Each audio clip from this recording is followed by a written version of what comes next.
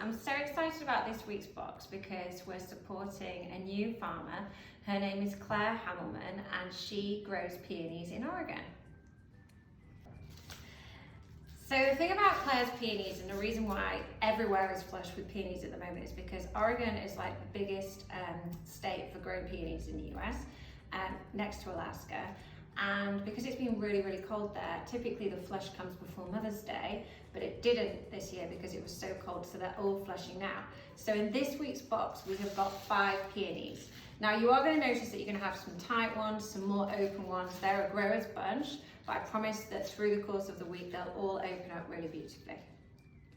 We then have some peony tulips. These are double petaled tulips, and they're from Sun Valley Farm in Arcata.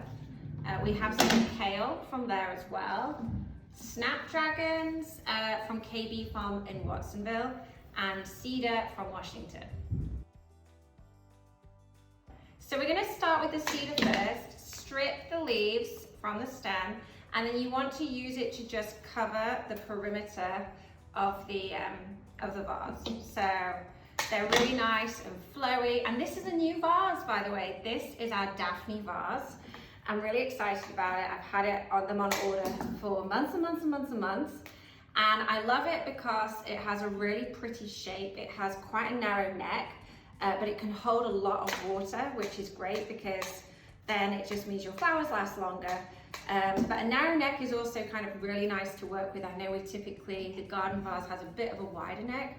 So you'll find that this one is kind of really easy to kind of create shape and flow, and it also has a really pretty pattern to it too.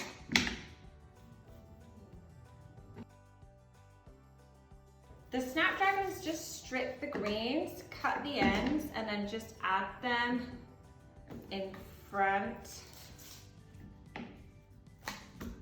of the cedar, like this.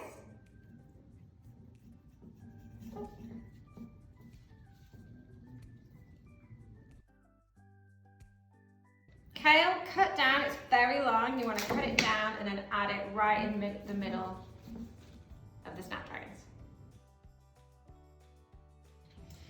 Next are peonies. So strip the leaves from the stems. You're going to have them in different stages. You're going to have ones that are more open cut, more closed cut. You'll have smaller ones, bigger ones. It's just the nature of how they're grown. So it's a real grower's bunch. So just add them anywhere you want in and around the kale. You should have one bigger and more open one in your bundle. Add that right to the front to kind of sit front and center. And then you can build the others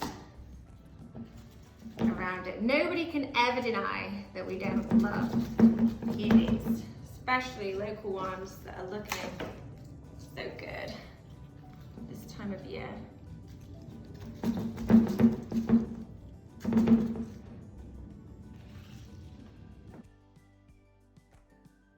So then your peony tulips, so you're gonna want to strip the leaves of these. They're gonna be pretty closed. These are over a week old. They're actually kind of on their last legs, these ones. But they will open up. Oh, see, that one's just snapped. So be careful when you're adding them in. I'm just gonna show you, I'm obviously not gonna use that one, but what you're trying to do is to kind of blend them in between the, you want to blend them in between the peonies. Obviously make sure that the stems are long enough so that they are in water.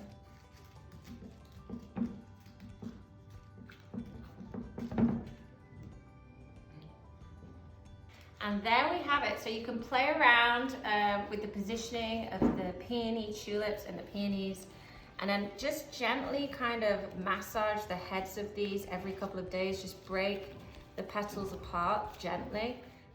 Doing that will help them to trigger to open up beautifully.